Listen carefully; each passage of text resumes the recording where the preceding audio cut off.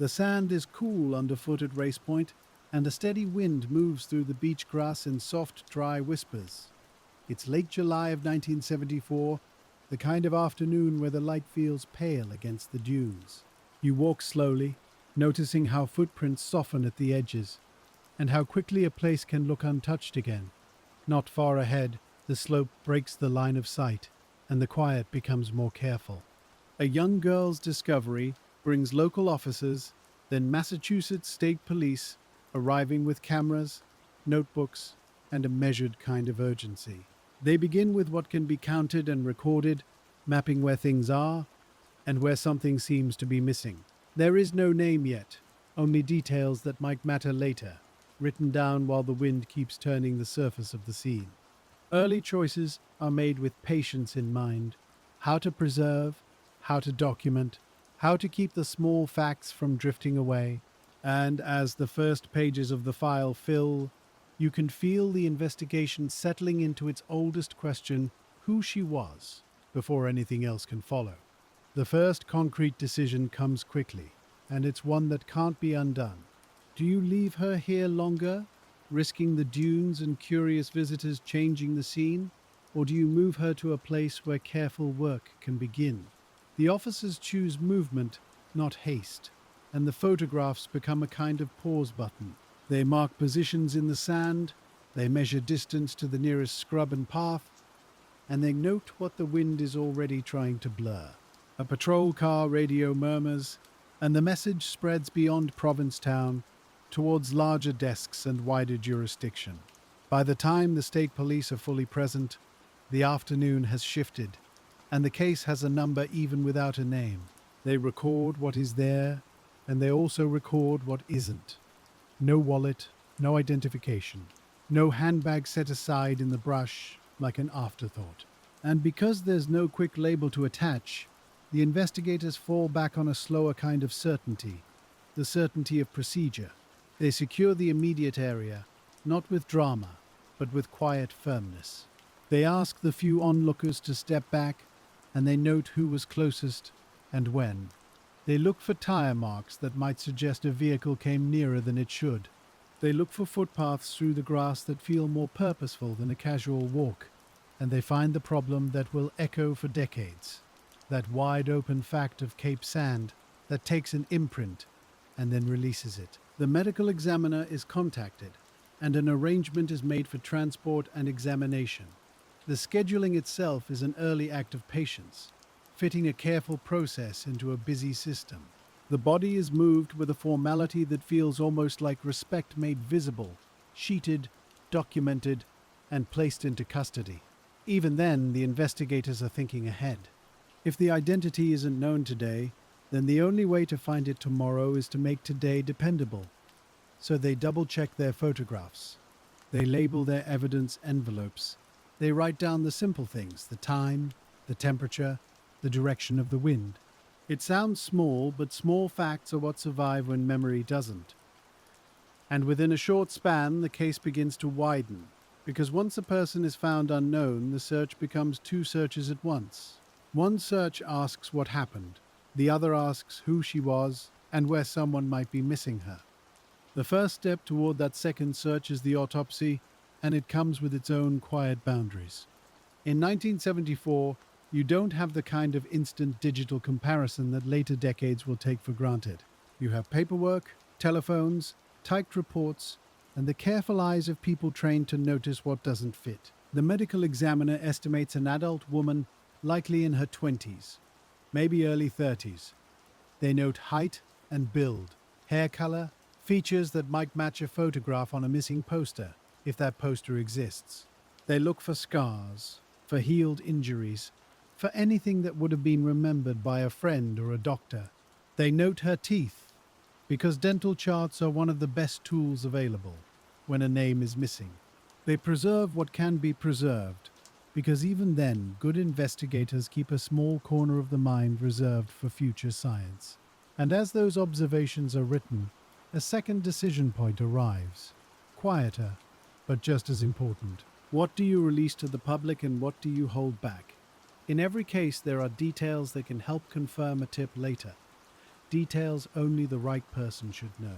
So the investigators choose a measured release. They share a description meant to be recognized, without giving away everything. They begin with local and regional missing person files, because that's the most logical first circle. Massachusetts, Rhode Island, Connecticut, New Hampshire, Vermont. Maine, they check recent reports, then older ones. They call departments where a young woman might have disappeared, and they ask a plain question: do you have anyone who could be her? The answers come back slowly because every check is a human check. A person pulling a folder, reading notes, comparing details by eye. A few possibilities rise and then settle again. A missing woman with similar hair but different height. Another with the right age but a dental record that doesn't match. Each near match adds paper to the file but not certainty. And that's how the case begins to cool, even while it's still new. Not from lack of effort, from lack of a clean connection. Cape Cod in summer is full of people passing through. Visitors in rented rooms, seasonal workers taking late shifts, families who come and go on a weekly rhythm. Someone can arrive, spend 2 days, and leave without ever being remembered by name. So investigators broaden the circle, because if she wasn't reported missing nearby, then maybe she was from farther away. They send inquiries beyond New England. They request help through wider law enforcement channels that exist at the time, slower and more manual than the systems we imagine now. They mail or fax descriptions when possible, and they make phone calls that end with promises to check and call back. And then they wait. It's a specific kind of waiting, the kind where you keep the desk clear for a call that might never come. While that happens, they look again at the place she was found, because locations can be witnesses too. Race Point is beautiful, but it's not simple. There are roads and parking areas, and then there are stretches where access becomes more restricted, more local knowledge dependent. Investigators ask who can get close and how. A visitor might park and walk, leaving a trail of ordinary footprints. A local might know a shortcut, a service road, a place where a vehicle can go without drawing attention. So they map entrances, paths, and the lines where beach turns into dune and dune turns into scrub. They consider the tide schedule. They consider the time of day. They consider whether someone could have been seen from a distance and whether anyone, in truth, was looking. Another development arrives when they begin canvassing the town itself, because a person doesn't appear from nowhere. If she was in Provincetown, someone may have served her food, rented her a room, or noticed her at a counter. So detectives move through motels and guest houses with clipboards and quiet courtesy. They ask managers to check their registers. In 1974, many of those registers are paper books, handwritten, sometimes incomplete, sometimes kept with more care than you'd expect. They ask about recent guests who arrived with a woman matching the description. They ask about women traveling alone. They ask about anyone who left suddenly without checking out in the usual way. The answers are mixed, because summer business is busy and memories blend together. A waitress remembers a woman with dark hair, but can't say when. A clerk remembers a couple who argued softly, but can't describe faces. A bartender remembers someone crying in a restroom, but the name is gone. Each memory feels like it might be important, and yet each one is too thin to hold. Still, the detectives write them down, because thin things can sometimes overlap into something stronger. They also check with local businesses that might have records, laundromats, shops, places where a receipt could have been signed. But in that era, you don't have electronic trails for most daily purchases. You have cash. You have unlogged transactions. You have the quiet privacy of life before constant documentation, and the case begins to teach its lesson early. To identify a stranger, you need either a record or a person who cared enough to report her missing. Without those, you build a portrait from the edges. One more concrete step follows, methodical and almost routine but important. They look for missing personal effects. They ask, did anyone find clothing left behind in a rental room? Did any motel maid notice abandoned belongings? Did any trash bin contain something that stood out? a purse, a shoe, a travel bag. And because the town is crowded with visitors, the simplest truth is also the hardest. Abandoned items might be thrown away without thought. The investigators also consider hospitals and clinics. If she had sought care recently, there might be a record. But medical privacy and limited cross-agency sharing make that path difficult. They can ask, but they can't always obtain. And they keep returning again and again to the foundational need, a name. Without a name, you can't trace an address. Without an address, you can't knock on the right door. Without the right door, you can't find the person who last saw her alive. So they refine their description, trying to make it as useful as possible. Age range, height, hair. Distinguishing features that could be recognized by a family member scanning a paper or a television report. They distribute it, and they wait for a phone to ring with someone saying, "I think that might be her." The phone does ring, not often at first, but enough to keep a detective's shoulders tense in that quiet way that doesn't show. A call from someone in another state who says their sister is missing, but the dental records do not match. A call from someone who recognizes a detail but cannot provide a name, only a memory of a face at a beach days earlier. A call that seems promising and then falls apart when dates don't align. Each time, the investigators have to choose not to force it, because forcing an identification is a second loss, one that creates false closure. So they keep the file honest, even when honesty is unsatisfying. The next development comes from a different angle, a practical angle that detectives often turn to when the obvious routes fail. If she can't be found in missing person lists, maybe she was never reported, maybe she was estranged, maybe she had moved recently, maybe her family thought she was traveling and would come back. Maybe someone believed a letter that said, "I'm fine, don't worry about me." And so investigators start checking broader lists, not just missing persons, but unidentified persons in other jurisdictions. They ask, has anyone else found a woman matching this description in a way that suggests a link or a travel pattern? In 1974, those comparisons are slow, and they depend on who answers the phone and how detailed their own files are. Some departments have careful records. Some have thin folders because the older cases were handled with fewer resources, fewer photographs, fewer preserved items. And through all of it, the dunes keep doing what dunes do. They shift. They cover old disturbances. They remove the sharp edges from human activity. The scene becomes a memory, and then a set of photographs. And then a set of photographs someone has to remember to look at. The woman is referred to by descriptions at first, then gradually by a phrase that will stick in the public mind. The Lady of the Dunes. It's a name that isn't a name, a placeholder that helps people talk about her without knowing her. It spreads through headlines and conversation, because people need something to hold. But inside the file, the detectives keep writing the facts, because facts are steadier than nicknames. Another decision arrives, and it's a difficult one, because it acknowledges time. As days turn into weeks and weeks into months, they have to decide how long the case can stay at the center of daily attention. Departments have other calls, other crimes, other missing people with families calling every morning.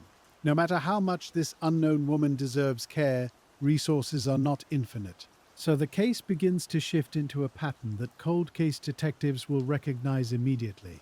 Periodic review, follow-ups when tips arrive, rechecking lists as new missing reports come in, and carefully preserving everything, because preservation is one way of saying, we are not done. Even if we can't move today, the woman is buried as unknown, and it's done with the kind of formality the system can offer.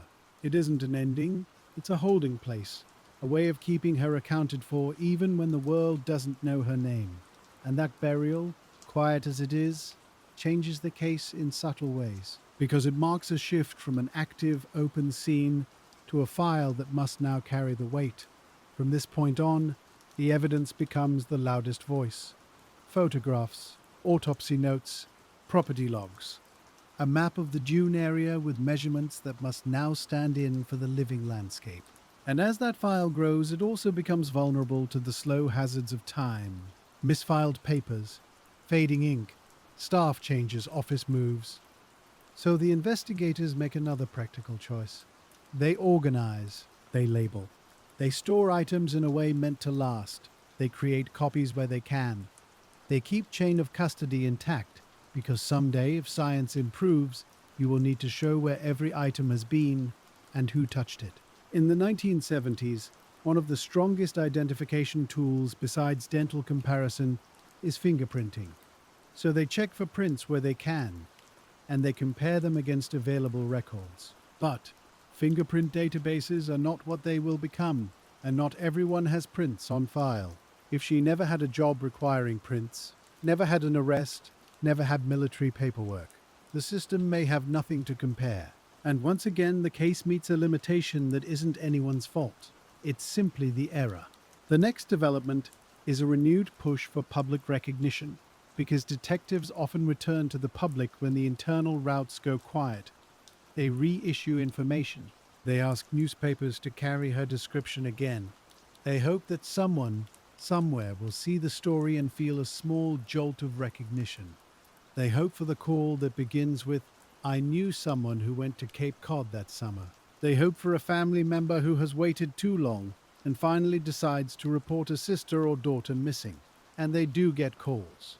The trouble is that decades later, people will remember these years as if no one tried, because the case wasn't solved. But the truth is more patient and more human.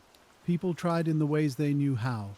They made phone calls, they mailed letters, they compared dental charts by hand, they followed up on rumors, they checked motel logs that were smudged by salt air and busy hands. They did the slow work, and the slow work did not yield a name. In time, the file settles into storage, not forgotten exactly, but not held on the front edge of attention. It becomes something a detective might pull on a quieter afternoon, when current calls are down, when the mind has room to return. And that is what going cold often means. Not a loss of care, a loss of motion. A case can sit for years while the world changes around it. When you pull an old file like this, years later, the first thing you notice is the paper, the way it yellows at the edges, the way the staples have started to rust just a little. Somewhere in a cabinet, there's a folder tab with a date and a location and a name that isn't a name. Lady of the Dunes. In the years after 1974, the work doesn't disappear. It changes shape. It becomes the kind of work you do between other calls, when the station is quiet, when someone says, "I've got an hour, let's look again." A detective turns pages slowly, like they're trying not to startle the past. They read the first reports, they check the list of evidence, they look at the photographs and try to see what the first officers saw before the dunes shifted again. And you, sitting with the file, can feel how the case depends on objects now, not on a living witness, not on a fresh memory, on what was written down and what was saved. The simplest pieces become precious. A note about the wind direction, a sketch of the path, a property tag that confirms an item was sealed, dated, and placed into storage. There's a particular kind of responsibility in that, because once the case goes quiet, the file becomes the only voice that doesn't age.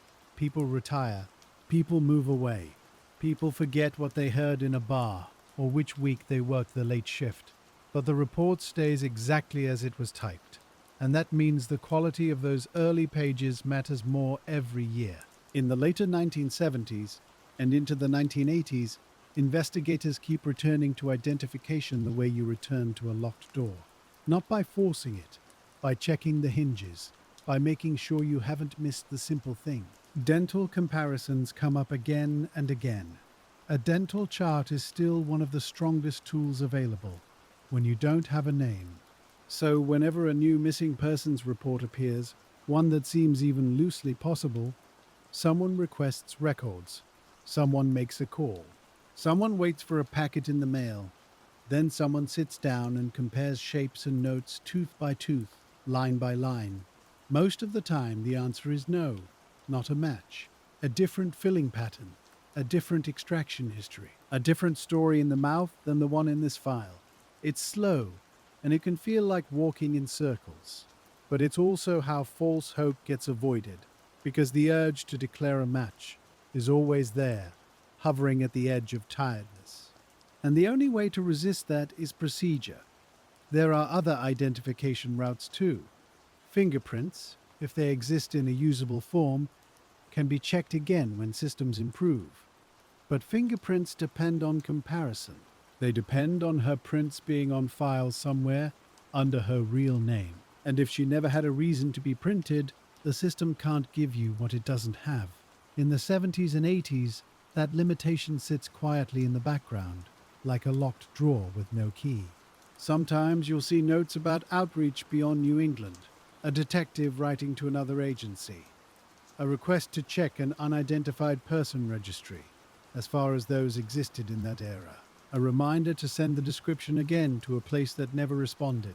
These are the rhythms of a case that won't close. It becomes a habit of checking, then waiting, checking, then waiting. And waiting is not nothing.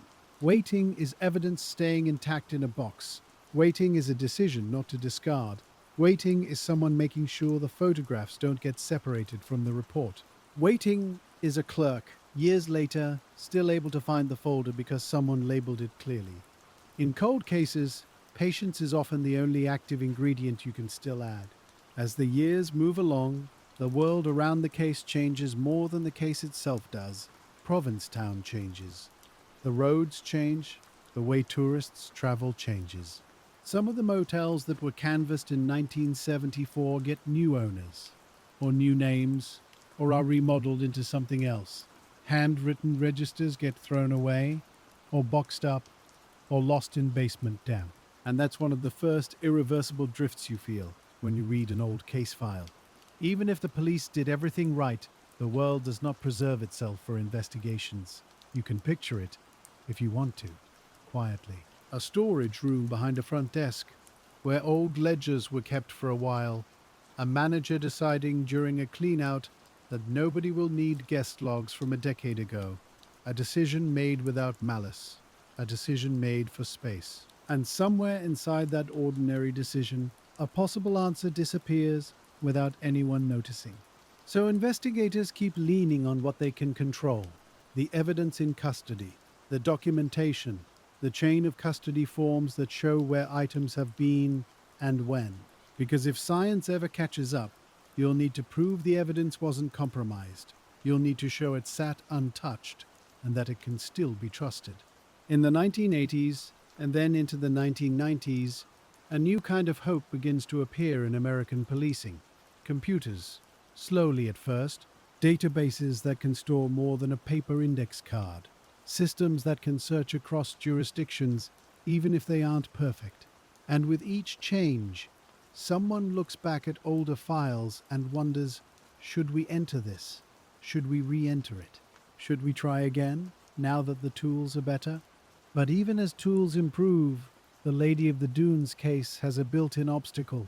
No known name to attach. No confirmed hometown. No confirmed last seen location. So even the best database search can only do what the data allows. It can narrow, it can suggest, it can pull up possibilities, but it can't create a missing persons report that was never filed. That's why, over and over, the case returns to the public, not as a dramatic plea, as a practical step, a reissued sketch, a reissued description, a renewed request for anyone who traveled to Cape Cod in the summer of 1974 and noticed something that still feels out of place. Those requests show up in newspapers and later on television and later still in the earliest forms of online forums. Each time the same cycle begins. The phone rings, someone offers a name, a detective checks, and the answer, most often, is no. Sometimes it's no for an obvious reason. A timeline that cannot work, a person confirmed to be alive, a dental record that is completely different. Other times it's no for a quiet reason, a reason that leaves a small ache in the file. The missing person's family cannot provide dental charts. The records were destroyed, the dentist retired, and the office closed. The family moved and lost paperwork. The case doesn't disprove the match. it just can't prove it. And in law enforcement, you can't close a case on what feels close. While all this is happening, the name Lady of the Dunes becomes more widely known. It becomes a phrase people repeat because it's easier than saying an unidentified woman found near Race Point. The nickname makes the case easier to remember. It also makes it easier to turn into a story. And this is where the investigators have to keep their footing. Because stories can help. They can bring tips. But stories can also introduce noise, rumors that settle into the record like sand in a hinge. So the careful approach continues. A tip comes in, it gets written down, it gets evaluated, it gets categorized. Does it contain a detail that wasn't public? Does it come from someone with a direct connection or a distant listener? Is the person offering information steady or changeable? And then, as gently as possible, the detectives either follow it or place it in the file as unconfirmed. One of the things you learn reading cold case files is how much of the work is deciding what not to chase. Not because you don't care, because you have to protect time for the leads that can actually be tested. If you chase everything, you exhaust the people working the case, and you still don't get answers. So the file becomes a map of choices. This lead was pursued. This one was checked and eliminated. This one was not actionable. This one was promising, but lacked records. In the Lady of the Dunes case, the lack of identification means most leads start from resemblance. Someone saw a composite. Someone saw a photo. Someone remembered a friend of a friend who disappeared. Resemblance is a fragile thing. It shifts with angles, with lighting, with time. A person can look like a dozen other people, especially in blurry memories from decades ago. And yet, investigators can't ignore it, because sometimes resemblance is how the first thread gets pulled. There are moments in this case, over the decades, when investigators revisit physical evidence, not because something new happened, but because they want to make sure nothing was missed. They check the evidence inventory. They confirm what items were retained. They look at old lab reports and consider whether the tests done at the time were the best available.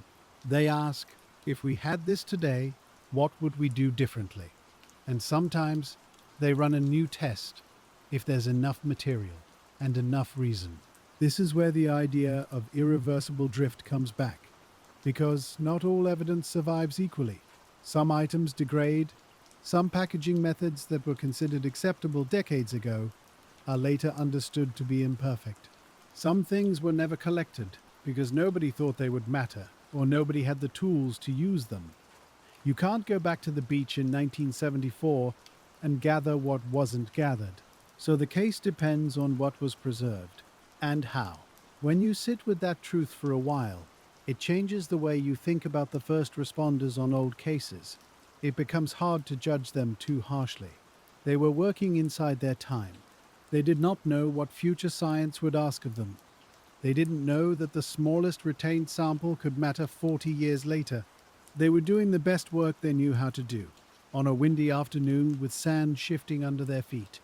By the late 1990s and early 2000s, the broader culture of cold case work starts to change. More departments create formal cold case units. Not everywhere, not all at once, but the idea becomes more common, that unsolved cases deserve periodic structured review. And that review isn't just nostalgia. It's a recognition that tools change, databases grow, communication improves. A case that couldn't be solved in 1974 might be solvable with 2004 tools. So the Lady of the Dunes file gets opened again, more than once. Sometimes because of an anniversary article. Sometimes because a new detective has time and curiosity and wants to understand what earlier investigators did. Sometimes because an outside researcher calls with a theory that needs to be checked. Each reopening has a similar beginning. Someone lays the photos out. Someone reads the first reports. Someone makes a list of what can be rechecked and what cannot. Composite images become part of that process. The idea is simple, even if the execution is difficult. If you can present a face in a way the public might recognize, maybe you'll reach someone who has lived with a quiet question for years. Maybe a cousin sees it and feels a small jolt. Maybe an old friend, scrolling past a news segment, suddenly sits up and says a name out loud. So artists and technicians work from the available material. They try to recreate her features in a neutral, recognizable way. They release those images and they wait. Again, the waiting. It's always the waiting. The phone lines don't light up with certainty, they fill with possibilities. And investigators do what they always do: they check, they document, they eliminate, they keep the file clean. As missing persons databases improve, comparisons become more systematic. Names and descriptions can be searched across wider regions. An unidentified person case can be entered with details and matched against other entries. But the system still depends on inputs. If Ruth Marie Terry was never entered as missing under her name, the database can't connect her. If her family did not report her missing, or reported her missing in a way that wasn't digitized, the system remains blind. That's one of the quiet tragedies in many unidentified person cases. The person may have been loved, the person may have been missed, but for any number of reasons, the official report never made it into the systems that later investigators rely on. Sometimes families think adults have the right to disappear. Sometimes families are fractured. Sometimes there is shame or fear or a belief that the person will come back. Sometimes someone else claims they received a letter or a phone call and says, "She's fine," and that delays everything. In the Lady of the Dunes case, investigators also have to consider the nature of Provincetown itself, a place that, in summer, draws people who want to be unseen for a while, not in a sinister way, in a human way. People come to Cape Cod to rest, to wander, to reinvent themselves, to be anonymous among strangers. It's part of the town's seasonal rhythm, and that means a woman could have been there without leaving many social anchors. She could have stayed briefly, she could have used a different name, she could have traveled with someone who signed the register alone. So detectives keep revisiting practical questions about access and movement. Where could a vehicle travel near Race Point at that time? What service roads existed then? What areas were restricted and what areas were informally used anyway? They look at old maps. They talk to long-time residents when they can find them. They ask quiet questions that seem simple, but matter. If you wanted privacy near the dunes, where would you go? If you were trying not to be seen, what route would you take? But the answers, decades later, are hazy. Because landscapes change, because memory changes, because even a sincere witness might be mixing one summer with another. So those interviews become less about certainty and more about boundaries. What seems plausible? What seems unlikely? What can be confirmed with records? And what cannot? There's another shift that happens as the case becomes part of public law. People begin proposing identifications from pop culture, from half-remembered news, from similarities that feel meaningful to them. Some suggestions are thoughtful, some are careless. Investigators have to treat them all the same way at first, because you don't know which tip will matter until you test it. So they keep building a wall between what's known and what's speculated. A wall made of paperwork and confirmations and official comparisons. This is also the period when older evidence practices get revisited across many cases. Departments begin looking at what biological evidence they have stored and whether it can be tested. DNA profiling becomes more common and then more refined. But early DNA testing is not what it will become later. It requires usable samples. It requires funding. It requires labs with capacity. And it often requires a suspect or a family reference sample to compare against. In an unidentified person case, you may have DNA, but no reference, so you can generate a profile and still be stuck. A profile is not a name, it's a set of markers. It becomes useful when it can be matched to something else, a family member, a prior record, a database entry. Without that, it's like having a key and no lock. Still, the case keeps gathering little upgrades. A better DNA profile, a clearer composite, a more standardized entry into national systems. Each upgrade is quiet, It doesn't solve the case overnight, but it makes the file more prepared for the day when the right tool finally exists.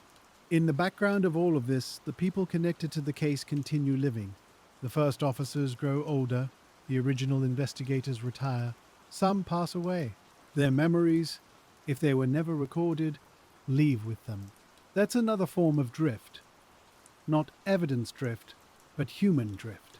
You can feel it in the way later detectives write notes like, attempted to contact retired officer, unavailable, or original report references interview tape not located.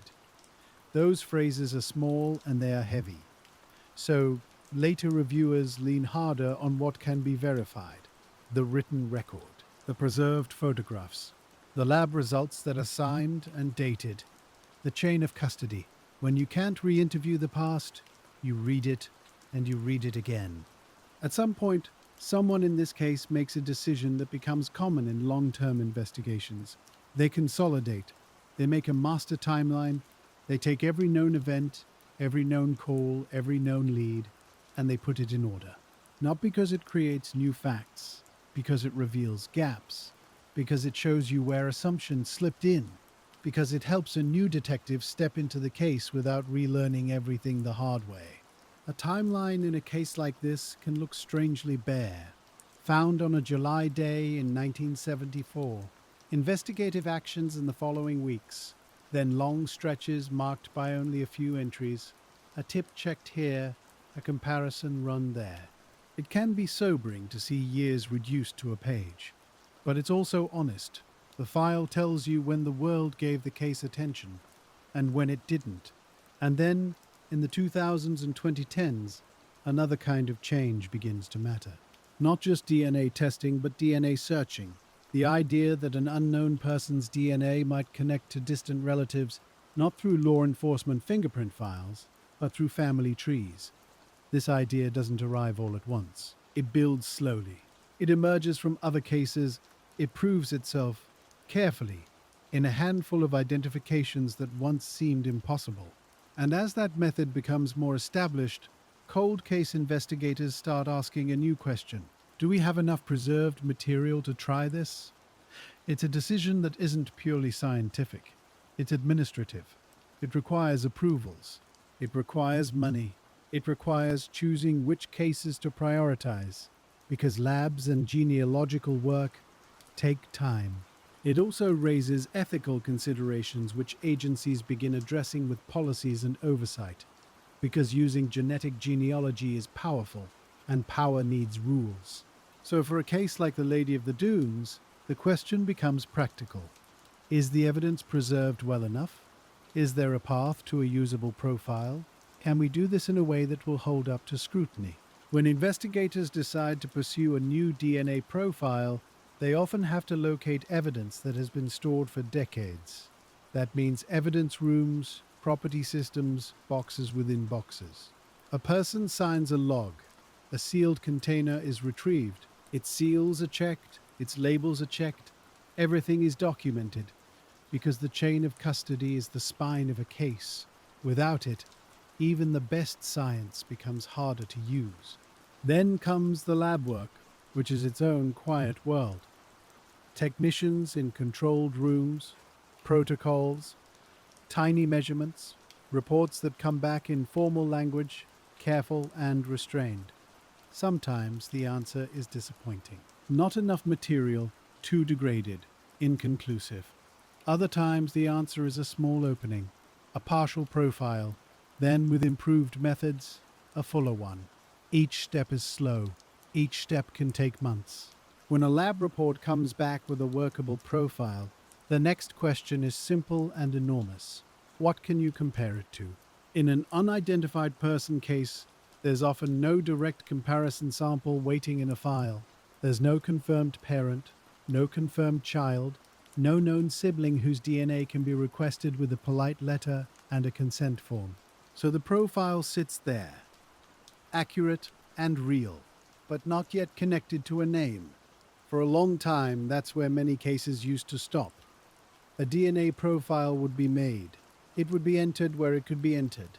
And then it would wait, like a label without a box. But by the 2010s, the logic of DNA begins to expand beyond criminal databases. Investigators start hearing about identifications made through distant relatives, not through arrests, not through fingerprints, through family trees built from small shared segments of genetic material. It's a method that requires patience in a different way, not the patience of waiting for a phone call, the patience of tracing people on paper, generation by generation, then checking each step against records.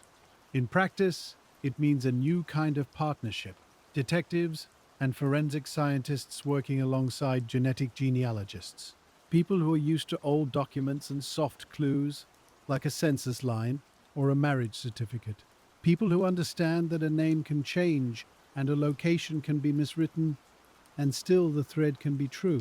Before anything is uploaded anywhere, there are decisions. Which evidence source is best? How to protect what remains because you might not get a second try? What permissions are required under agency policy? What outside lab might be used? And what standards they follow? Those choices are not glamorous. They're meetings, they're forms, they're budgeting. They're a supervisor asking, can we justify this expense? And can we explain it later? And in this case, the justification is quiet and solid. An unidentified woman found in 1974. A case that has waited through decades of near matches. A file that is still open, still careful, still missing the most basic thing: her name. Once the decision is made, the process is slow from the very beginning. A sample is selected. It's packaged and shipped under strict documentation. A lab receives it, logs it, photographs it, and begins a series of controlled steps. The goal is not just a standard profile. It's a profile suitable for genetic genealogy, which usually requires a different kind of data. More points of comparison, spread across the genome, so distant matches can be detected. If you've never watched this kind of work, it can be hard to imagine how quiet it is. A technician pipetting tiny amounts of liquid, a machine running for hours, a report that arrives later in restrained language. Suitable, partial, low level, or, if you're lucky, sufficient for upload. Then comes another decision: where to search. There are public genealogy databases, and there are law enforcement pathways. There are terms of service, and opt-in rules, and restrictions that matter.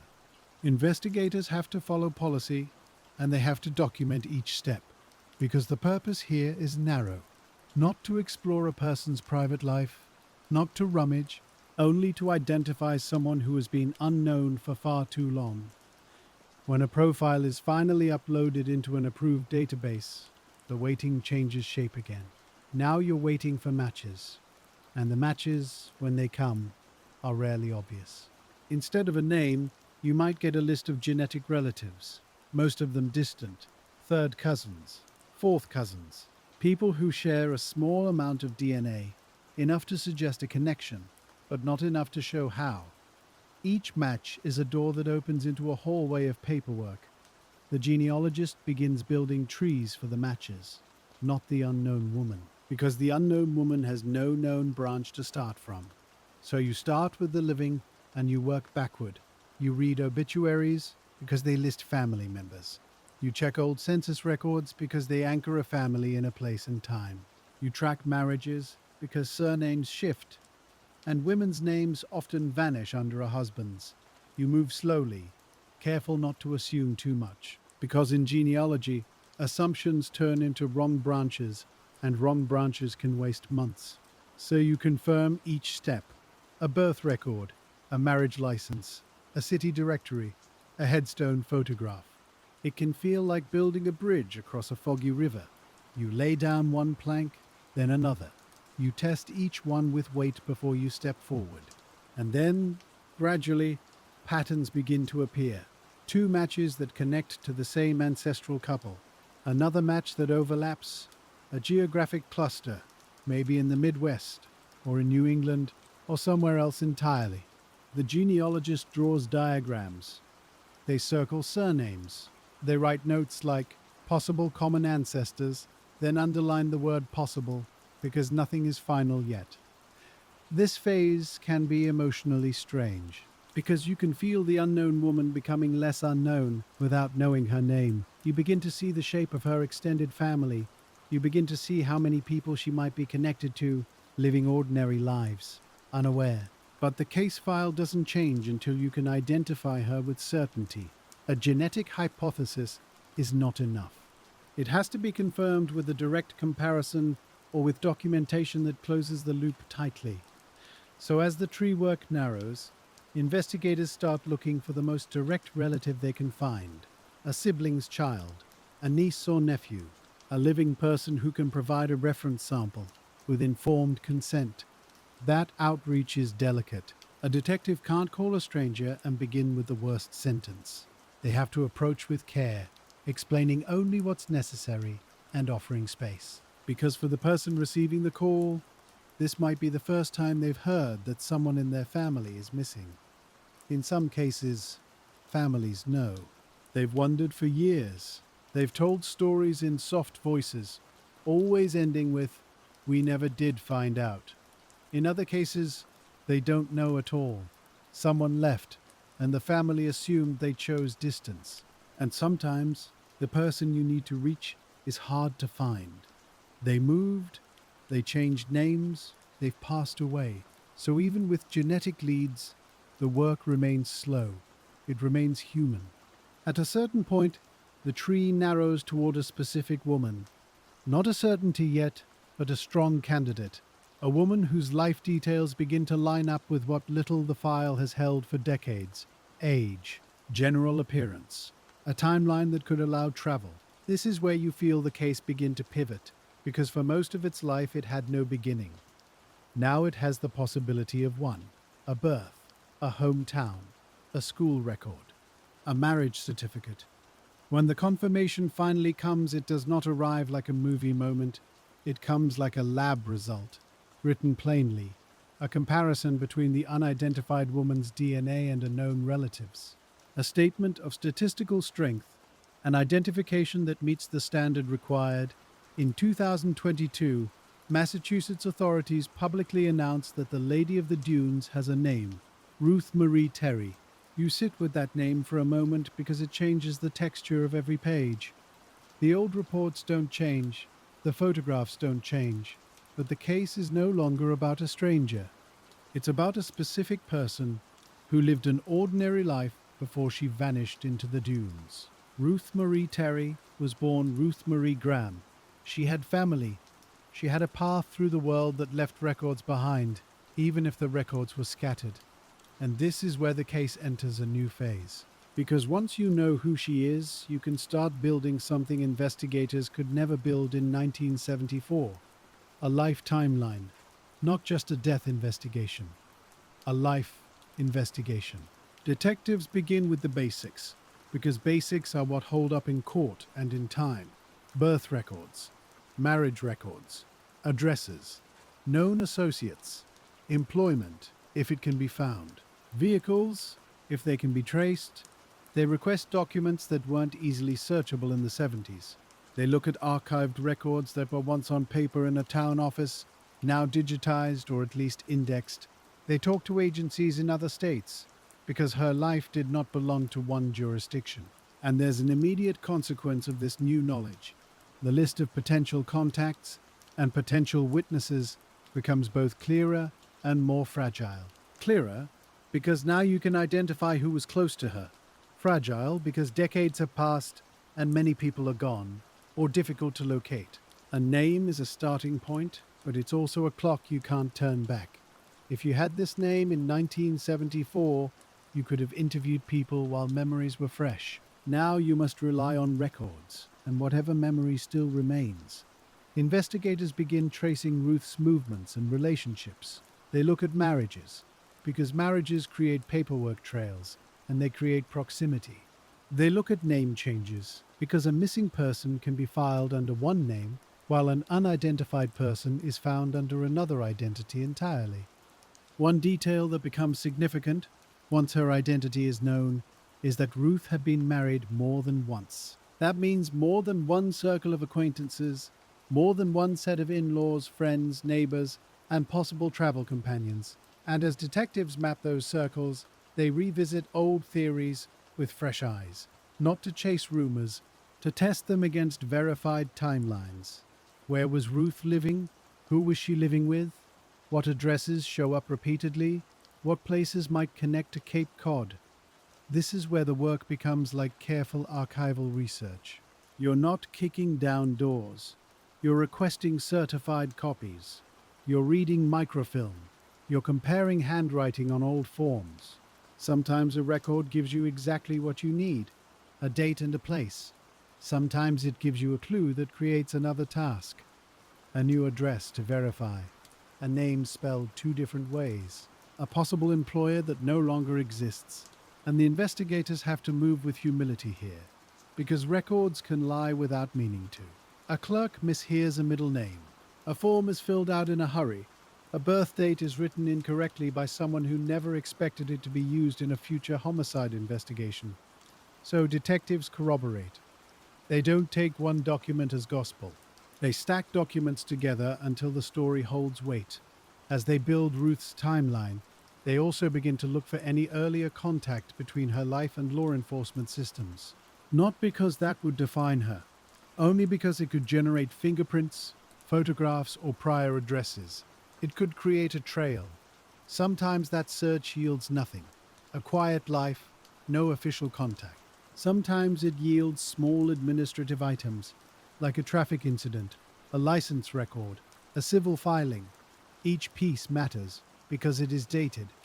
In cases like this, detectives often return to the original evidence and ask a new question. Is there anything in the 1974 file that now makes sense? A note about a name overheard. A tip that was impossible to evaluate at the time. A description of a vehicle. A mention of another state. A cold case file is full of these small, orphaned details. Facts that could not attach to anything because there was no identity to anchor them. Now the detectives try attaching them again. They reread every tip. They look for patterns. They ask, did anyone ever call in a name that resembles Ruth? Did anyone ever mention a place she lived? Did any near match from decades ago involve the same family lines? Some tips still go nowhere. Some become newly interesting, not because they suddenly become true, but because they can finally be checked properly. The name also changes how investigators think about the original lack of a missing person report. They ask, who knew she was gone? Who might have believed she left by choice? Who might have been told a story and accepted it? Because in many long unidentified cases, the gap is not the absence of love, it's the presence of a plausible explanation. A person says, she went away, she started over, she didn't want to be found, and the family or friends or neighbors let themselves believe it, because the alternative is too heavy. Now detectives look for that plausible explanation in Ruth's life. Was she the kind of person who traveled? Was she in a relationship where someone might speak for her? Was there a pattern of moves, or separations, or reinventions? And very carefully they begin to focus on proximity. Who was closest to her in the period before she died? Who had access?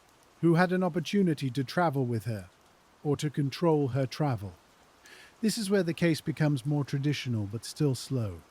Because even if you identify a person of interest, you still need evidence that holds. You still need to prove time and place. You still need to show connections that aren't just emotional guesses. In a decades-old case, the standard doesn't lower. If anything, it rises, because defense attorneys can point to missing records and fading memories. So investigators must be even more careful. With Ruth identified, authorities in Massachusetts also begin the process of notifying and working with family. This is not just courtesy.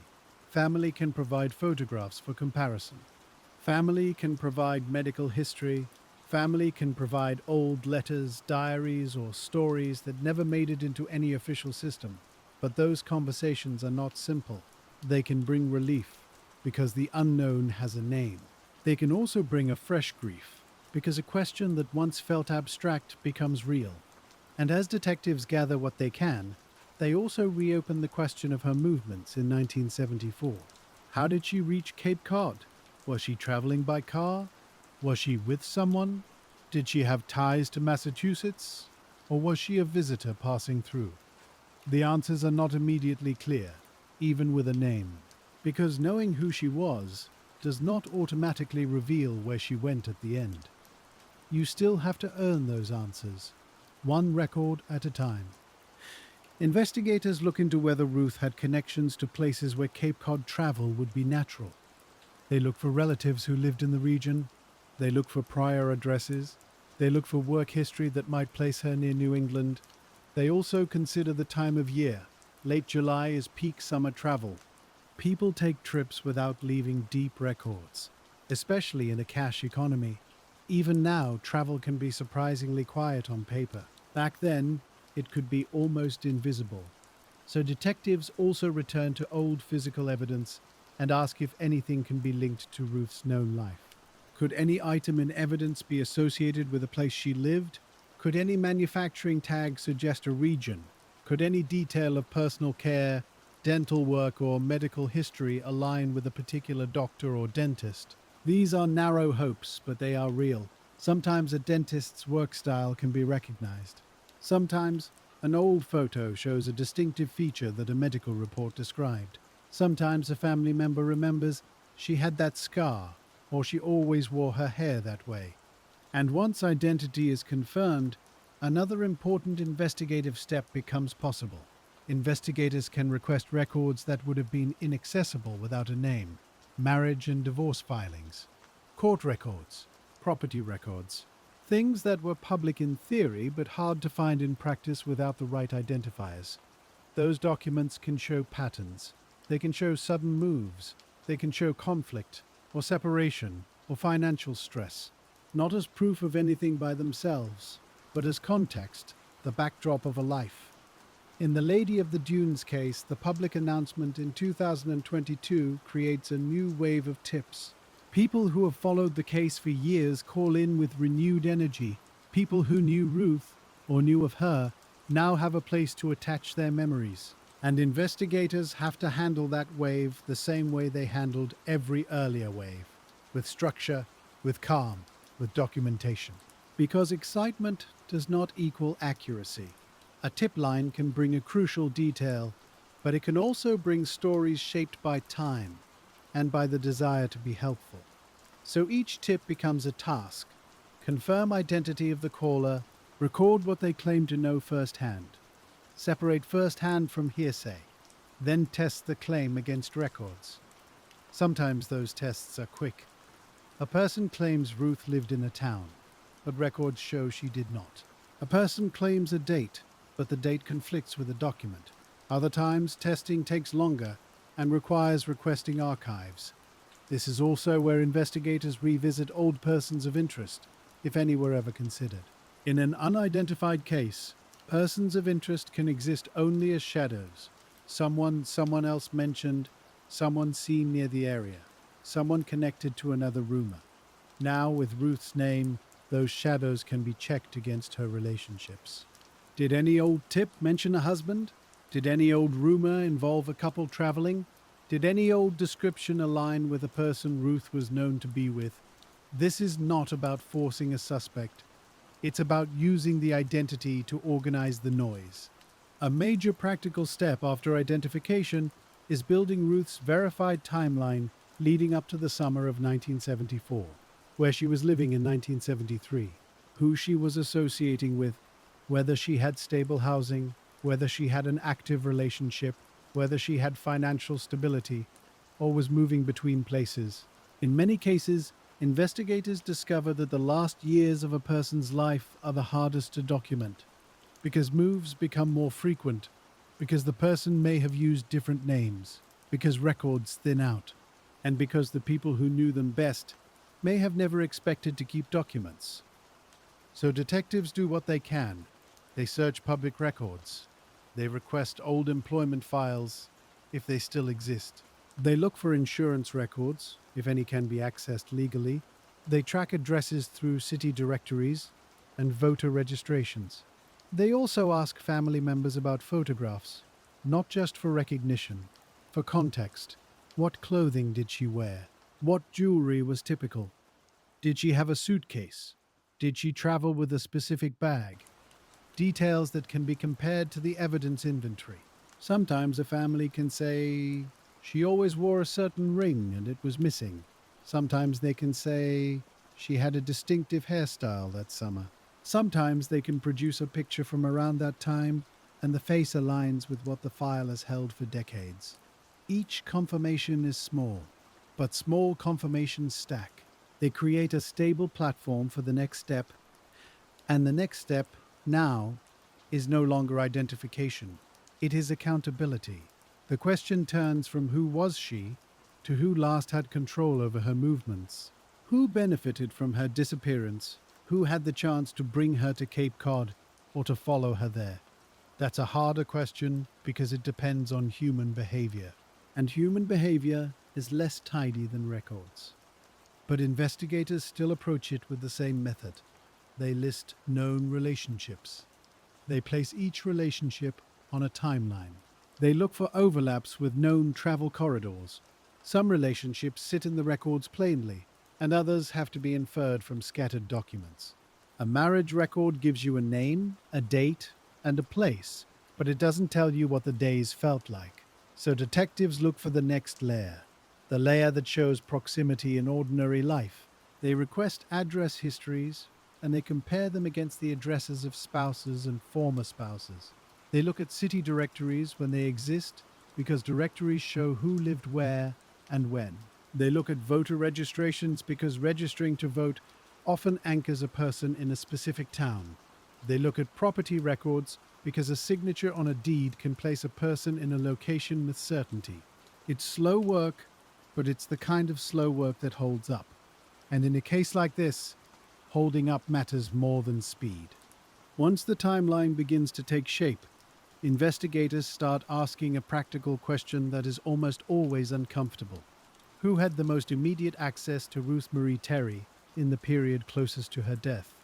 Access is not guilt. But access is a starting point, because access can be tested. The Massachusetts State Police, after the identification, publicly name a person they consider a suspect. They identify him as Ruth's husband, Guy Rockwell Mott. That naming in a case this old is not casual. It means investigators believe they can support the claim that he is the primary focus of their work. But a suspect's name in a press release does not mean the file is finished.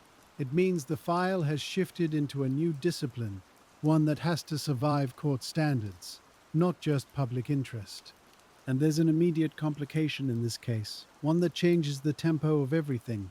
Guy Rockwell Mott died years before Ruth was identified publicly, in a year written in the records as 2008. So, the central person investigators want to question, the person they want to sit across from in a plain interview room, is no longer available. That doesn't stop an investigation, but it changes the shape of it. You can't ask follow-up questions, you can't watch body language, you can't offer a chance for explanation, or hear a denial, or compare stories over time. Instead, you have to build a case the way you build a house from older lumber. Carefully, measured, with every joint reinforced. Investigators begin where they always begin, even decades late, with documents that can't forget. They look for Ruth and Guy's marriage record. They confirm dates and locations. They confirm name spellings, including middle names, because errors here can lead to dead ends later. Then they look for evidence of movement. Addresses in one state, then another. A paper trail that suggests travel. A paper trail that suggests separation, or stability, or something in between. And with each confirmed address, they ask another practical question. What law enforcement agency had jurisdiction there at the time? Because if any earlier report exists, it may be sitting in a local file room, not in Massachusetts. So, requests go out quietly, to town clerks, to county offices, to departments that may have changed names, merged, or moved buildings over the years. A lot of the work becomes finding the right custodian of the right box, and that can take months by itself. When old records are located, the next challenge appears, one investigators know too well. Many records were never meant to last for half a century. Some are on paper that has become thin. Some are stored on microfilm, some were destroyed under retention schedules that seemed reasonable at the time. So detectives keep a running list. Requested, not found, requested, incomplete. Requested, available to be reviewed. This list matters because in court, absence can be argued either way. A defense can say, you have no record of a conflict. A prosecution can say, records were destroyed, and absence proves nothing. So investigators document the process of searching, not just the results. As they build out Ruth's known life, they also look for the quieter record, the one families hold: photographs, letters, holiday cards, old address books, anything with handwriting, because handwriting can be compared later, anything with postmarks, because postmarks are dates you can trust. They ask for those items with care, not as a demand, as an invitation only if the family is willing. Sometimes a family has kept everything. Sometimes they have kept almost nothing, because keeping things hurt too much. Sometimes a family has a few items, but they're in a box that moved through basements and attics for decades. When those items appear, they're handled like evidence. Even if they began as keepsakes, they're photographed, they're logged. They're returned when appropriate, but preserved in copies that can be used. And alongside this family archive, investigators rebuild the story of the 1974 investigation to see what it missed, not as criticism, as a practical check. They reopen the original tip sheets, now with a new eye. A tip that once read as meaningless, a name or a place with no anchor, can suddenly make sense. A caller might have said, I heard she was from Michigan or Tennessee or California. Before, that would have been too broad to test. Now it can be compared against Ruth's real history. Some old tips become clearly wrong, but a few become newly relevant, and those are the ones that get moved to the top of the stack. There is also the question of travel to Cape Cod itself. How would Ruth and Guy have gotten there? Was there a vehicle tied to them at the time? Were there registrations, titles, insurance documents, anything that can put them on a road?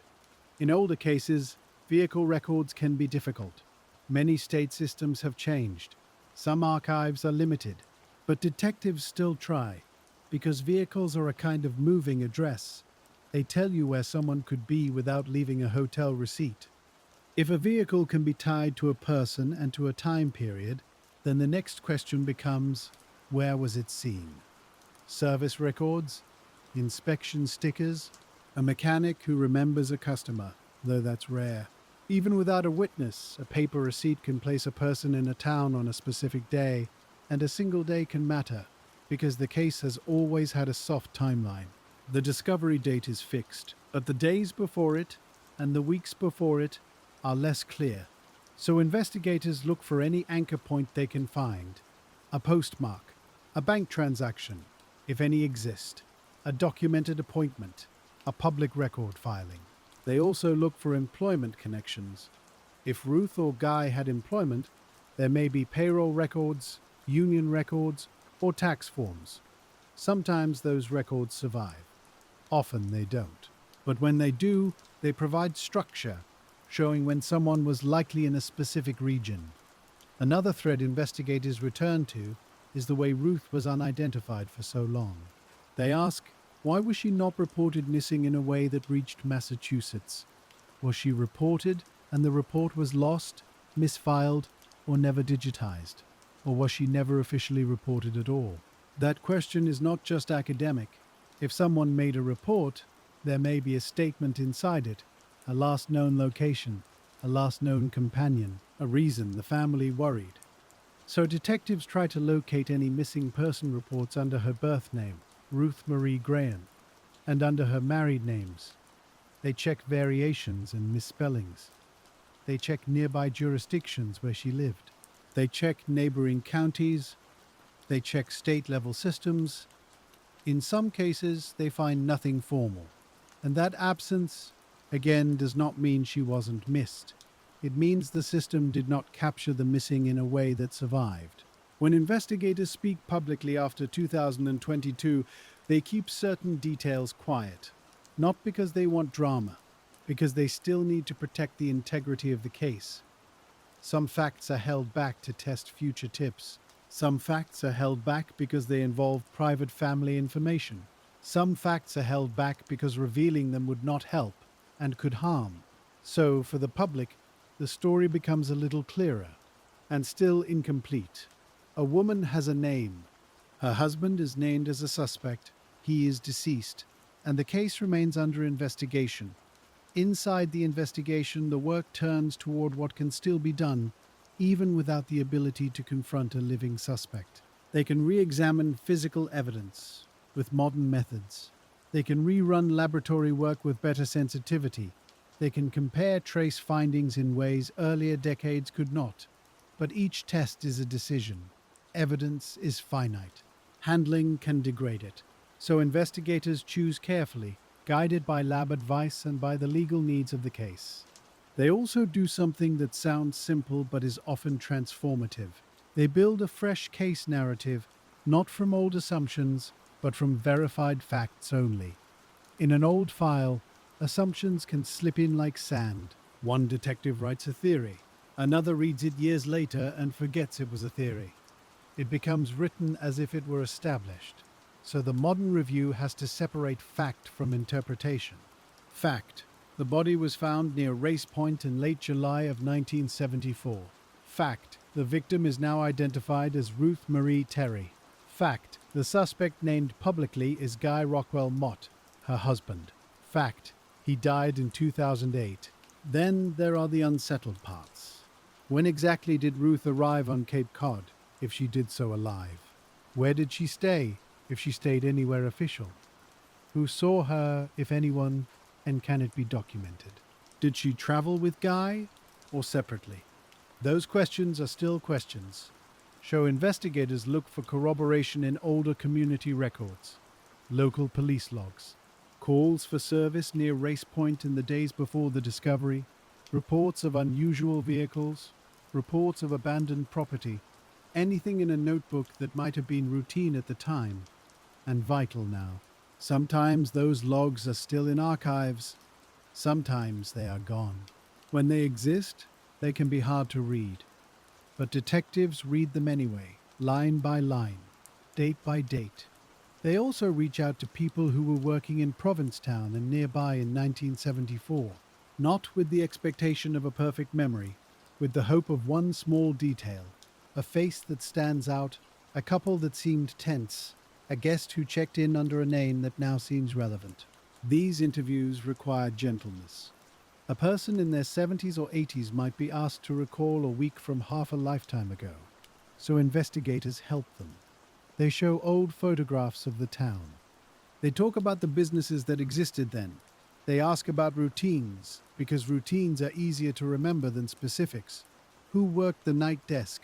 Who cleaned rooms, where seasonal workers gathered after shifts? And then they listen. They listen for anything that can be tested, not just anything that sounds interesting, because memory can be sincere and still mistaken. If a witness says, "I remember a man with a beard and a station wagon," that is not enough. But if they say, "I remember the name on the register," or "I remember the town on the license plate," then you have something that can be checked against records, if records exist. Another patient step happens in parallel. Investigators examine Guy Rockwell Mott's life as its own timeline, not to demonize him, to understand his movements, his addresses, his work, his associations. Where was he documented in the months before late July of 1974? Did he have reasons to travel to Massachusetts? Did he have friends or work connections in New England? Did he have a pattern of moving frequently? Did he have past interactions with law enforcement that generated records? In some cases, law enforcement history is clear and documented. In other cases, it is limited. But even limited records can place a person, a court appearance, a license renewal, a business filing. Those dates help. And as investigators build this timeline, they look for intersections. A date where Ruth's trail goes quiet. A date where Guy's trail becomes harder to track. A gap where both are unaccounted for. Those gaps are not proof. but gaps guide questions. The case also includes, quietly, the recognition that an identified victim changes the community's sense of responsibility. In 1974, the Cape had an unknown woman, and the sadness of that unknown. Now, the Cape has Ruth, a person with relatives and a birthplace and a history. That specificity brings new attention, new eyes, new offers to help. And with new attention comes a familiar problem, the risk of rumor growing legs. So investigators continue to be restrained. They confirm what they can confirm. They correct what they can correct. They avoid filling in blanks publicly. Still, even without investigators saying much, people begin revisiting older theories, including the ones that floated for years. Theories about who she might be. Theories about people who lived in the area. Theories tied to films and to famous faces. Investigators have to spend time, again, ruling out what the public repeats. That time is not wasted exactly, but it is time pulled away from the narrower, evidence-based path. So they triage. They prioritize tips tied to Ruth's real life. They deprioritize tips that rely on resemblance alone, or on long chains of hearsay. There's also the question of whether Ruth's identification can unlock older interagency connections.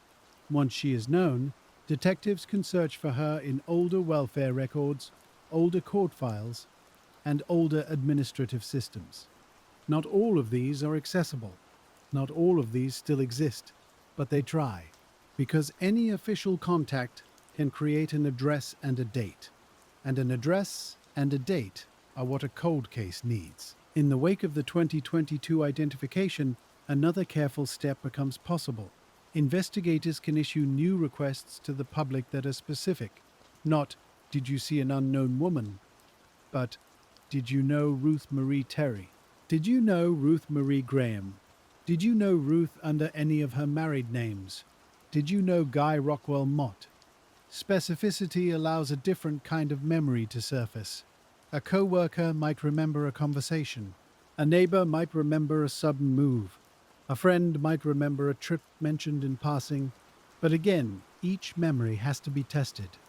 When a tip comes in from someone who says they knew Ruth, detectives ask for anchors. Do you have a photograph? Do you have a letter? Do you have an address? Do you remember another person who can confirm what you're saying? Because in court, a statement is stronger when it's supported. And in an old case, support is often all you have. As the investigation narrows onto Ruth's last months, the importance of earlier domestic records increases. Marriage documents, divorce filings, if any, protection orders, if any existed, civil disputes, if any were filed. These records can show conflict, or control, or separation. But investigators treat them as context, not as verdicts. They look for the practical implications. Did Ruth have a reason to leave quickly? Did she have access to money? Did she have a stable place to go? Did she have someone she trusted? Did she have someone who could track her? And, when the suspect is deceased, investigators also ask a different kind of question. If we cannot prosecute, what does accountability look like in this case? Is it a public finding? Is it a closure report? Is it a presentation of evidence that meets a threshold, even without a trial? Those decisions are not made lightly. They involve prosecutors. They involve agency leadership. They involve the family. Because any public statement becomes part of the historical record. But before those decisions can be made, the evidence has to be re-evaluated with modern eyes. So the old evidence list is reviewed again. What items were preserved? What biological material exists, if any? What trace evidence exists, if any? What photographs might contain overlooked details? Sometimes investigators discover that older photographs can be scanned at higher resolution, not to invent information, to clarify what is already there. A faint mark in the sand, a small object near the edge of the frame, a detail that was not noticed because it did not seem meaningful then. In some cold cases, this kind of rescanning has led to new questions. Not answers, but questions, and questions are valuable when they can be tested. Investigators might ask, what is that item? Is it natural debris? Is it a piece of packaging? Is it something that can be traced to a manufacturer? Often the answer is that it's too unclear. But sometimes you get a small win, a label, a brand, a clue pointing to a store chain. In the Lady of the Dunes case, one of the oldest challenges remains: the original scene was outdoors in a shifting dune environment. Sand does not preserve fine detail well, wind does not hold still for evidence technicians, and the beach is a public place, which means contamination is always a possibility. That doesn't mean evidence is useless. It means it has to be interpreted with caution. And in court, caution is not a weakness. It is honesty. Investigators also recheck the autopsy documentation, not to relive it, but to see what can be learned scientifically now. Were there trace findings that could be tested with new instruments? Were there samples taken that might now yield more information? Were there older test results that can be interpreted in a modern framework? Sometimes old samples are exhausted, sometimes they exist but are degraded, sometimes they exist and can still help. But each case is different, and each evidence room tells its own story. Another practical choice appears, and it's one that often shapes cold case progress. Do you bring in outside specialists, forensic anthropologists, specialized lab partners, case consultants who have handled similar long-term identifications? Bringing in help can add insight. It can also add complexity, because more people means more coordination. So agencies weigh it carefully. But in a high-profile unidentified case that finally has a name, outside review is often worth the effort. And then there's the quiet reality that, even with good work, some answers may never be provable. Witnesses die, records disappear. A suspect dies. A case can reach a point where investigators believe they know what happened, but cannot meet the legal standard to say it as fact in court. That tension is part of the patience of cold cases. You don't get to declare certainty just because time has passed. You still have to prove it. So the investigation continues in a careful loop. Recheck a record, recheck a timeline, recheck a location, see if a new method can extract more from old evidence. Sometimes the loop yields something. A newly found address in a city directory, a name of a roommate in an old census supplement, a marriage announcement in a newspaper archive. These are small, quiet things, but they can reposition the timeline by weeks or months. And in a case like this, weeks matter. When the timeline shifts by a few weeks, the list of people who could have crossed Ruth's path shifts too. A motel registry that once felt irrelevant can suddenly sit inside the right window. A ferry schedule can suddenly matter. A seasonal job start date can change what was possible and what wasn't. So, investigators do something that sounds almost old-fashioned. They start building two timelines side by side. One for Ruth, one for Guy Rockwell Mott. And they don't fill it with guesses. They fill it with items that can be traced back to a source, a record, a document number, a date that appears in more than one place. This is where the case becomes both clearer and more stubborn, because even when you can place Ruth in a town on paper, you still might not know where she slept that night. And even when you can place Guy in a county, you still might not know what direction he drove the next morning. So they keep narrowing in the only reliable way, by looking for overlaps that are too specific to be coincidence. A shared address, a shared contact, a shared trip that appears in two different sets of paperwork. And as they narrow, they also look outward, toward the old Cape Cod question again. How does a woman from elsewhere end up at Race Point? There are only so many realistic paths. A personal vehicle, a ride with someone, a bus, a train, and then a connection, or a series of smaller choices that leave almost no record, especially in that era. The investigators can't assume which one it was, so they check what can be checked. Old motor vehicle records, where available. Old address histories, to see who had a registered car in the household. Old insurance traces, if they can be obtained legally and still exist.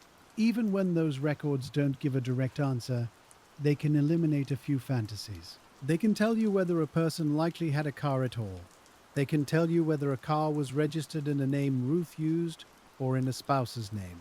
They can tell you what state the paperwork lived in, which often matches where the car lived.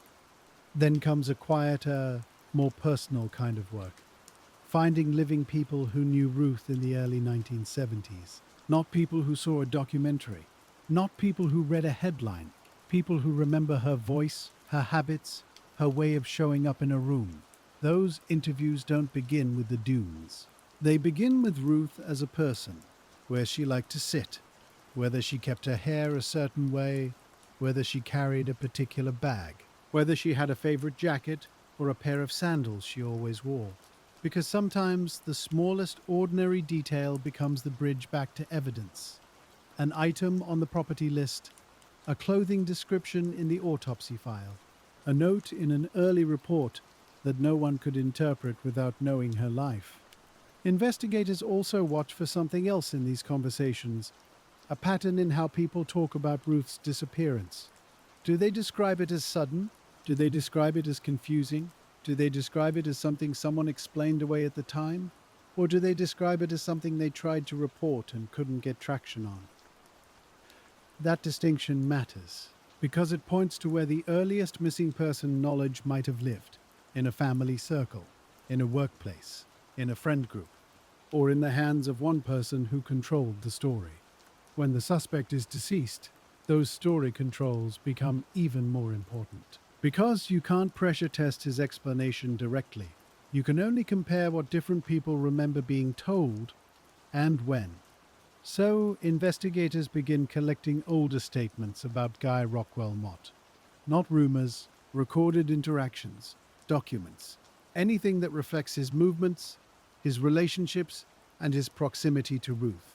In practice, that can mean older court filings, older address records, older marriage and divorce paperwork, if it exists, older employment traces, anything that creates a fixed point on the map. And then, slowly, the case reaches a familiar cold case moment. The moment when you realize the best remaining evidence may not be in Massachusetts at all. It may be in an out-of-state town clerk's office. It may be in a box at a county courthouse. It may be in a stack of archived newspapers that never made it into a searchable database. So the investigation spreads, but it spreads carefully, with formal requests, with clear purpose, with a list of what they need and why they need it. It is patient work, and it can feel like moving through fog. A request goes out, weeks pass, a response comes back incomplete. Another request goes out to clarify. Weeks pass again. At each step, someone has to keep the thread unbroken. Because older cases don't collapse with one mistake. They collapse with 100 small delays that make people lose track of what mattered. So the case team keeps a running master list. What has been requested, what is pending, what was denied, what was found and logged, what was found, but cannot be released. Meanwhile, back in Massachusetts, the investigators revisit the original race point documentation yet again. Not because they expected to suddenly speak, but because identity changes perception. A photograph that once showed an unknown woman now shows Ruth. And that psychological shift can make a trained eye notice a detail they skipped before. A seam, a style, a small mark in the sand near the frame edge that could be natural or could be something else. They also think about the environment in a grounded way. Race point in summer, daylight that lingers, tourist traffic, beachgoers who mind their business, and those long stretches where the dunes feel empty even when the town is full. If someone wanted privacy, they could find it. If someone wanted distance from town, they could drive or walk out far enough and feel alone. So the old question returns with a modern tone. Was this location chosen because it was familiar? Or chosen because it was anonymous? A local might choose it because they know where service roads meet sand. A visitor might choose it because it's on a map and it looks quiet. A person traveling through might choose it because they can't think of anywhere else. The investigators can't decide that by feel. They need facts. So they look for anything that ties Ruth or Guy to Cape Cod before that summer. Any earlier visit, any family connection, any employment tie, any friend who lived nearby, because an earlier connection can turn a random place into a purposeful one. And in a case like this, purpose matters. At the same time, detectives also have to manage what's happening outside the file. The public now knows Ruth's name. And with that knowledge comes a new kind of tip. Not just identification guesses, but people revisiting their own memories with a new frame. A person might say, I knew a Ruth years ago. A person might say, I knew Guy, and I remember something odd. A person might say, my parent mentioned a couple passing through. Each of those calls is treated as raw material. Not truth, not noise. Raw material. It gets logged. It gets categorized. It gets matched against the verified timeline, and then it either strengthens something or it falls away. One of the quiet difficulties here is the nickname itself, Lady of the Dunes. It attracted attention for decades, and attention can be helpful. But it also allowed people to hold the case at arm's length. A legend, not a person. A symbol, not a life. Now that she is Ruth, some people who might have ignored the story begin to recognize the human part. They begin to look in old family albums. They begin to check names in address books. They begin to ask older relatives if they remember a Ruth who stopped calling. This is how long cold cases sometimes move, not through one major break, but through a slow cultural shift. A shift from mystery to responsibility. Inside the investigative team, that shift comes with another practical decision. How much to share and when. Because if you share too little, you miss potential witnesses who need specifics to realize they matter. And if you share too much, you risk contaminating those same witnesses with details they didn't truly know. So, the team tends to share what helps the right person step forward. Names, general time frame, the fact of the identification, the fact that Ruth's husband is the named suspect, and that he is deceased. Then they hold back the kinds of details that would let them test credibility later. The details that only someone close would know, or only someone involved would know. There is also a careful legal layer now, because even if a suspect is dead, the state still has to be cautious about public claims. Investigators can believe something strongly and still be unable to present it as established fact.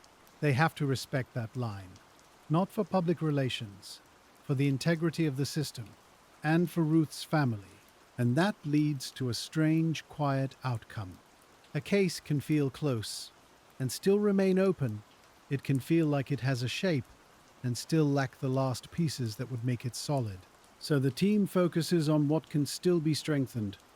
Records, witnesses, forensic retesting, if possible, and verification of travel and location. One tool they may return to, in a case like this, is forensic genealogy again, but in a different direction. Now that Ruth is identified, her DNA can be used more confidently. It can help confirm additional family connections. It can help locate relatives who might have photographs, letters, or memories. It can help build a fuller picture of her movements through family networks. But genetic genealogy can't answer everything. It can tell you who someone is. It cannot, by itself, tell you what happened in a specific week in 1974. To reach that, detectives still need the old tools: paper, interviews, geography, and the discipline of not turning theory into fact. So they revisit earlier points of friction. For example, whether Ruth was ever reported missing under any name. If she was, where did that report go? Was it recorded as a missing adult and closed quickly? Was it filed in a small department and never shared widely? Was it filed, then lost in an office move? Was it never filed at all because someone else offered an explanation? To answer that, investigators do more than search databases. They talk to agencies. They ask about older retention practices. They ask what a missing persons log looked like in the 1970s in that town. Because sometimes the record you need is not in a computer. It's in a ledger. A handwritten book with a date, a name, and a short line that says, missing, adult, believed traveling. If that ledger exists, it can be photographed. It can be preserved. It can become the missing bridge between Ruth's life and the Cape investigation. If it does not exist, investigators document that absence carefully, because absence is not proof, but it must be accounted for. Another careful avenue is financial life, not in a modern sense, with instant cards and phone apps, but in the older sense. Bank accounts, checks, statements, tax filings. These records can be hard to obtain now and sometimes impossible. But if any exist, they can show the last time a person used an account. They can show where a statement was mailed. They can show whether a joint account existed and who controlled it. And even when the bank data is gone, sometimes secondary records remain. A divorce file might list accounts. A court document might mention a residence. A welfare application might list an address and an employer. The investigators look for those indirect traces, because indirect doesn't mean meaningless. It just means you have to stack more pieces together.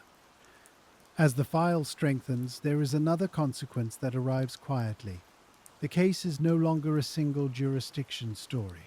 It becomes an interstate investigation in practice, even if Massachusetts holds the primary file. And interstate work is slower by nature.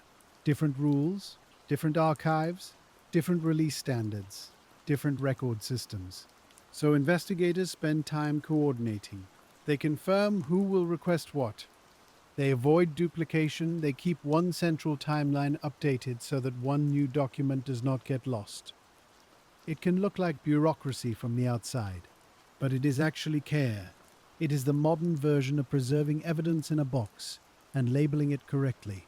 And then, somewhere in this long process, a familiar setback appears. A promising lead depends on a record that no longer exists. A courthouse fire years ago. A retention schedule that destroyed files after a certain number of years. A private business that closed and discarded employee records. A motel that changed hands twice and threw away the old guest books. When that happens, detectives do not stop. They pivot to substitutes. Newspaper archives, city directories, utility records, if available, school enrollment logs, church registries, if families participated. Sometimes you can reconstruct what was lost. Not perfectly, but enough. Enough to show a pattern. Enough to show a presence in a town. Enough to say, she was here until this year, then she wasn't. The human side of the investigation keeps moving too.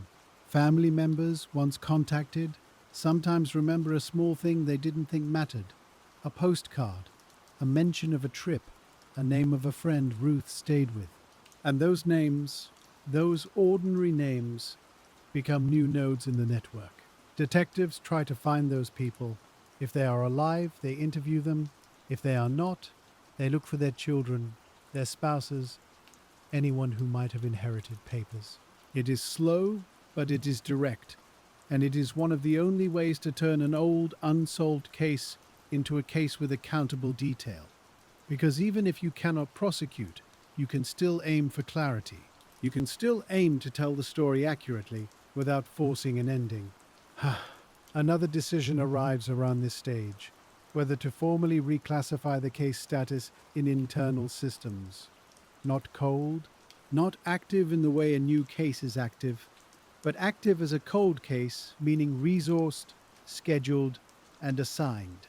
That administrative choice matters, because it determines whether the work continues as spare time work or as planned work.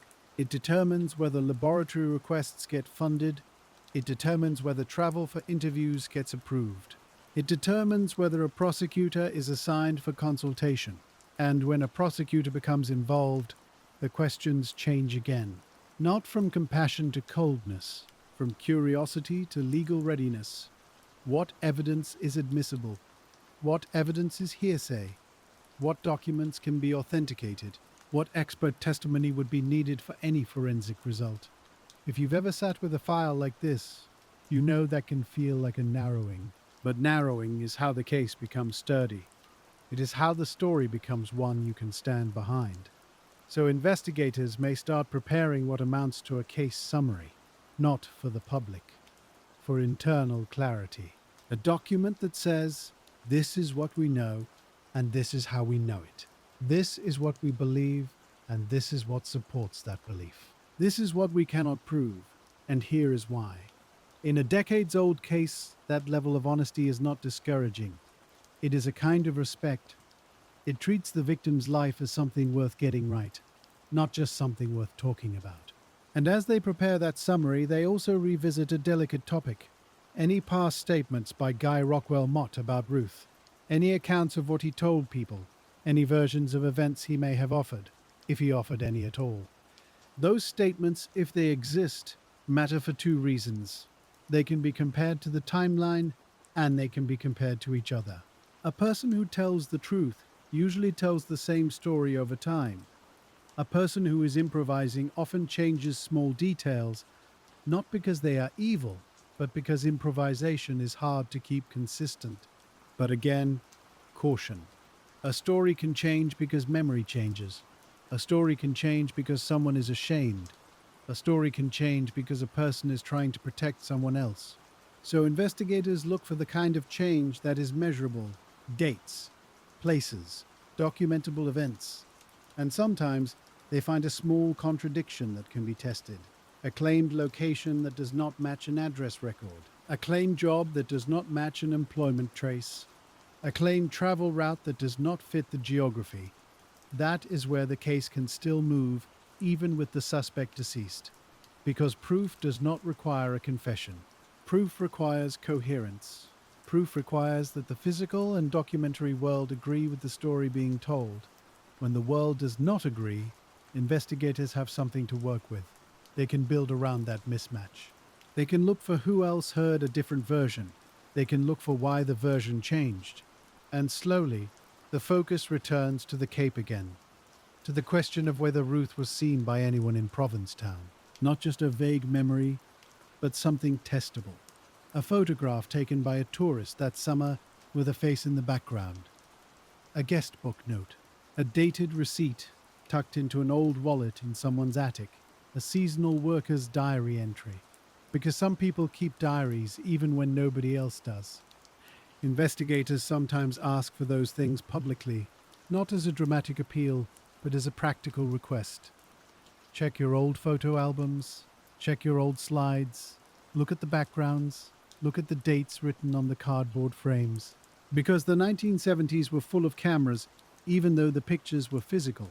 And physical pictures can survive longer than digital ones if they are kept in a drawer. It is a long shot.